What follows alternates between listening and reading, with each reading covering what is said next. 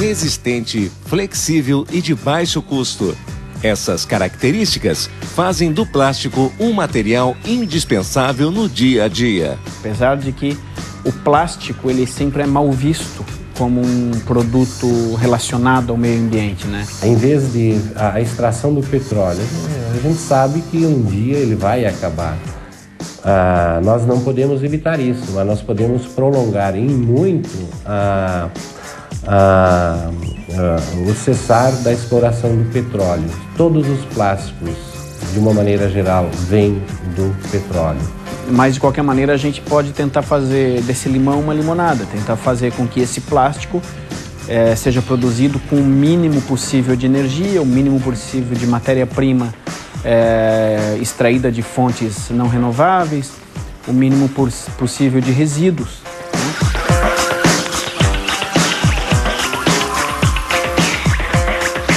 Em média, cada brasileiro consome 30 quilos de plástico reciclável por ano.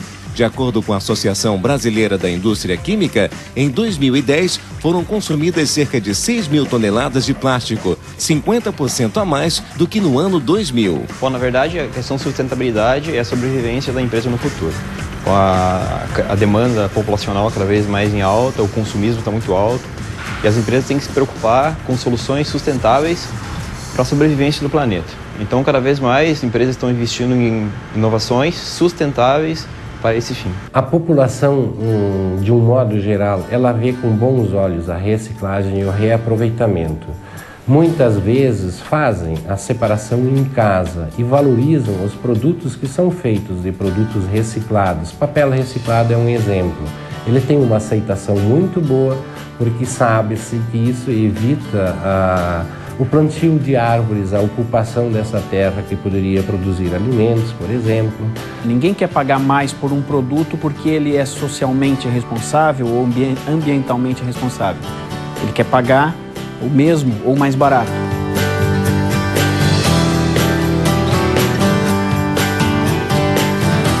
No programa de hoje, como a transformação do plástico pode reduzir o lixo e a poluição. O Sustentar está começando agora.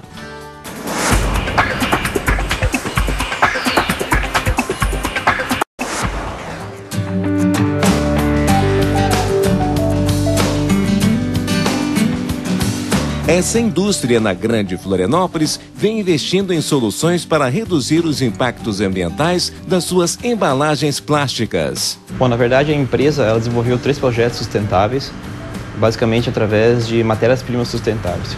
Um dos projetos é a utilização de material vindo da cana-de-açúcar, né, que a gente chama de polietileno verde. Esse material vem numa fonte renovável e é 100% reciclável.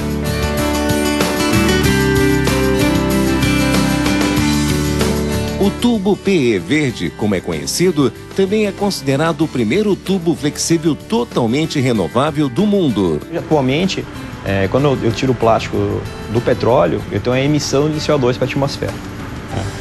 Quando eu começo a tirar o plástico da cana, que faz fotossíntese, existe a absorção do CO2 da atmosfera.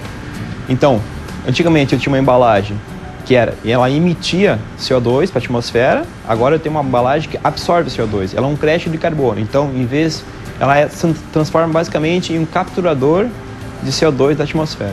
Nós estamos fazendo, nós sabemos que muita gente está fazendo, né? Isso não é nenhuma novidade hoje, desenvolver produtos com materiais ou biodegradáveis ou oriundo de fontes renováveis, né? Mas uma coisa é saber que eles existem, uma coisa é saber que as matérias-primas existem e outra coisa é você pegar isso e testar no seu processo, né? Transformar essa matéria-prima num produto viável. Basicamente, a gente analisa uma embalagem em todo o seu ciclo de vida, desde a origem, da fabricação da embalagem até o seu descarte. Por exemplo, eu trabalhar com uma embalagem que vem de fonte renovável, eu sei que aquele material é ecologicamente mais correto. Por quê? Porque ele é um material que está vindo de uma fonte que anualmente está sendo plantada e renovada.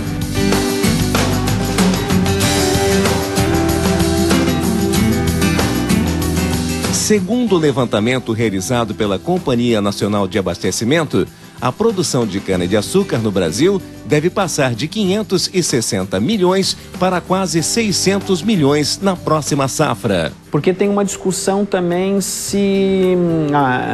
porque tem uma competição entre a terra, a mesma terra que produz alimentos, ela hoje está começando a produzir insumos e matérias-primas para as indústrias, né? E tem uma discussão hoje que já se trava em âmbito global sobre isso, né? Poxa, será que vai faltar comida no mundo? E existe falta de comida no mundo? E mesmo assim, terras são cultivadas para produzir produtos industriais? Eu percebo uma tendência cada vez maior o uso de materiais de fontes renováveis, tá? Com o Brasil, principalmente, tem muita terra para se plantar cana, para plantar milho, para plantar, seja insumos agrícolas. E a tendência é que esses materiais consigam ter melhor performance. E também, eu acho que o brasileiro vai começar a assumir mais a responsabilidade sustentável. E existem novas leis também do governo federal. Um exemplo é a Política Nacional de Resíduos Sólidos, que coloca lá nos seus parágrafos a questão de sustentabilidade, o reuso de material. Eu aposto também muito na reciclagem, né? Então, um casamento perfeito seria um material de fonte renovável que pudesse ser reaproveitado, como, por exemplo, é o nosso plástico verde. Mas eu acho que essas questões, essas respostas, elas acontecem com o tempo, né? Hoje em dia, ainda tem muita terra a ser cultivada no mundo inteiro, precisa de esforço, precisa de pesquisa, né? E precisa de investimento para isso tudo. Mas eu acredito que, assim, pouco a pouco nós vamos caminhando nesse rumo de produtos mais, digamos, corretos ambientalmente, né?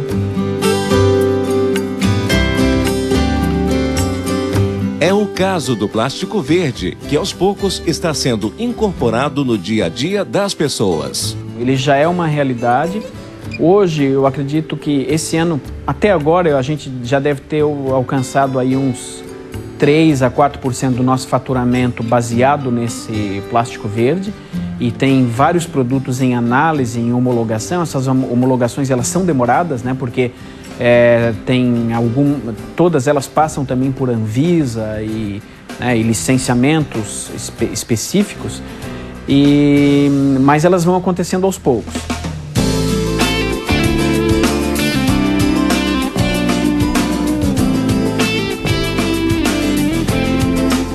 No próximo bloco, o plástico que pode virar compostagem. E ainda, a reciclagem do isopor e os usos na construção civil.